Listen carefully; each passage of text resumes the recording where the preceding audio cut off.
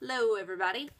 I wanted to talk a little bit today about the lists that I use. I know I talk about them a lot on the blog, but I kind of wanted to walk you through my home and let you see how I implement my household list. I'll do more posts later for my homeschool planner and the Homestead Mama binder that is coming out later this month, March 2017, and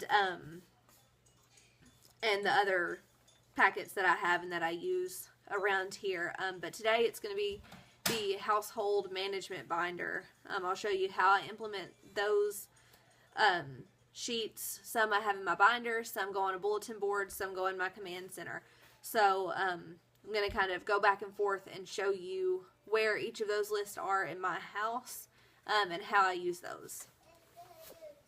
Okay, so to start off, this is the cover for my household management notebook.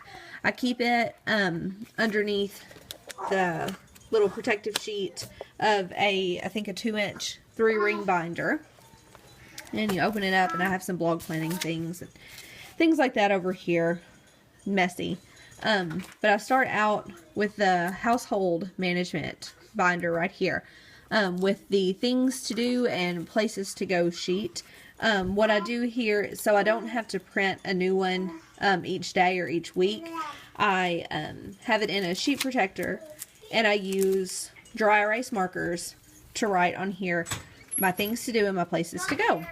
So the second sheet in this binder is the project list. I always have different projects going on around the house. Whether it's something for me to do or a honeydew for my husband. I like to keep it on here. I don't have anything on there right now because I'm kind of restarting for the new year. But again, on this one, you can write it straight on the sheet and then just print out a new one when you need a new one. But I like to just do dry erase. Saves me a little bit of ink. And I can change it as my mind changes because that happens really often. Okay. And then the third one in the binder is the monthly deep clean sheet. This one, I just mark things off as I go. So I dry erase this one too. There's no point in printing that one out each month. But I have a monthly deep clean list.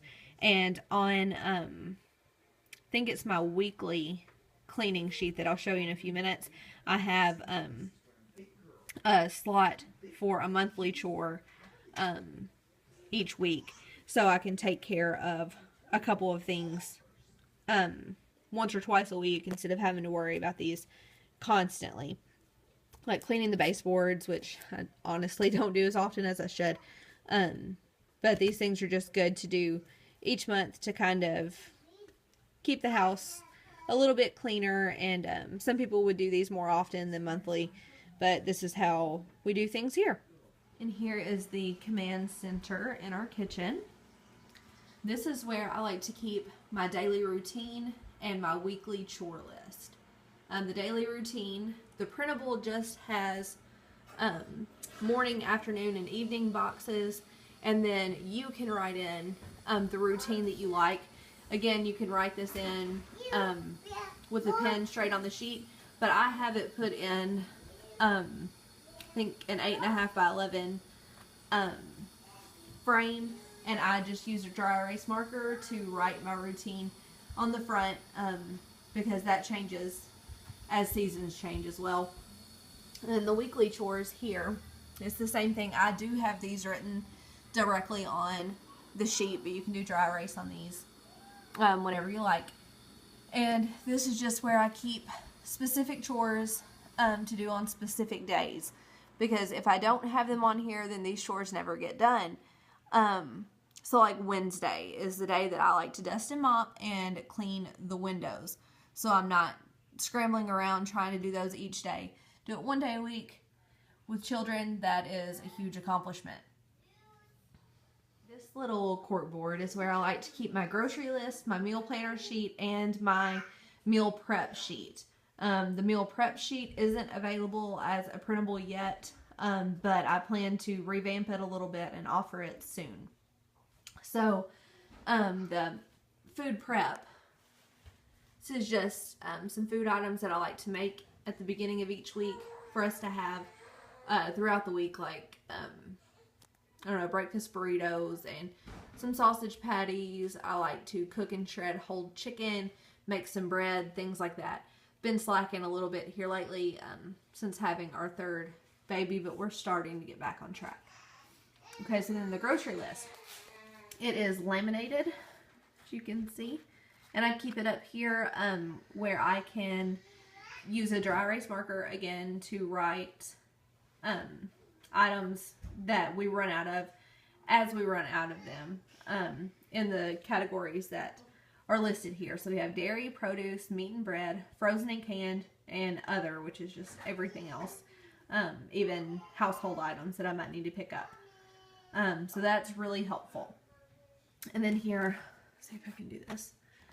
On the back, I just laminated these together, and in all honesty, I need to reprint these and laminate them separately because if I use dry erase marker, whichever one's on the back rubs off. But anyway, I do like them both laminated. Some weekly meal plan sheet. You can see we've got each day of the week, and then we have breakfast, lunch, and supper for each day, where you can write down what meal you want to cook or to eat out for breakfast, lunch, and supper. And then there's a little spot for snacks here. I like to fill that out and then finish up my grocery list for the week before I go shopping. So now you've got a little bit of insight into how I use these lists in my home. I have some extra lists that weren't included in this video. Cat's trying to get my drink. But I will include a link to those in the description below, and you can check those out and then watch for my videos that will tell a little bit more about my homeschool planner and blog planner and different things like that that I use as well. And if you have any questions, feel free to ask. If you'd like any list or notebook pages or anything made specifically for you, then just give me a shout. We'll work something out and I'll get it done for you. But I hope this helped out a little bit, and hope you have a wonderful March.